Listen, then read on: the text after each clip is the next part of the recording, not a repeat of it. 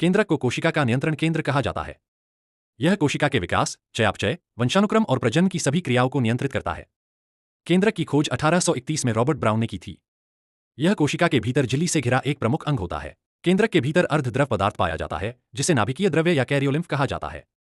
इसमें क्रोमैटिन जाल और न्यूक्लियोलस तैरते रहते हैं। नाभिकीय द्रव्य में एंजाइम, प्रोटीन और न्यूक्लियोटाइड्स उपस्थित रहते हैं, जो आरएनए और डीएनए के निर्माण में सहायक होते हैं। क्रोमैटिन जाल डीएनए और हिस्टोन प्रोटीन से बना होता है। यह जाल नाभिकीय द्रव्य में फैला रहता है।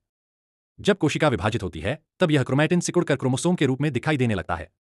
प्रत्येक क्रोमोसोम में जीन पाए जाते हैं जो वंशानुक्रमिक लक्षणों को नियंत्रित करते हैं। केंद्रक के भीतर एक घना गोलाकार पिंड होता है, जिसे न्यूक्लियोलस कहा जाता है। यह झिल्ली रहित होता है और इसमें आरएनए और प्रोटीन की अधिक मात्रा होती है। न्यूक्लियोलस ही राइबोसोम बनाने का प्रमुख स्थान है, इसलिए इसे नाभिक की प्रोटीन फैक्ट्री कहा जाता है। केंद्रक के चारों ओर एक दोहरी झिल्ली होती है, जिसे नाभिकीय झिल्ली कहा जाता है। इसकी बाहरी परत रफ एंडोप्लाज्मिक रेटिकुलम से जुड़ी होती है। इस झिल्ली में छोटे छोटे छिद्र होते हैं, जिन्हें नाभिकीय छिद्र कहा जाता है। इनके माध्यम से आरएनए, प्रोटीन और अन्य पदार्थों का आदान प्रदान होता है। केंद्रक के मुख्य कार्य हैं कोशिका की सभी क्रियाओं को नियंत्रित करना, आनुवंशिक सूचना का संग्रह करना, आरएनए और राइबोसोम बनाना और कोशिका विभाजन के समय डीएनए की प्रतिकृति बनाकर नई कोशिकाओं में समान सूचना पहुंचाना। केंद्रक कोशिका के विकास और विशेषीकरण को भी नियंत्रित करता है। कुछ कोशिकाओं में केंद्रक नहीं होता, जैसे मानव की परिपक्व लाल रक्तकणिका।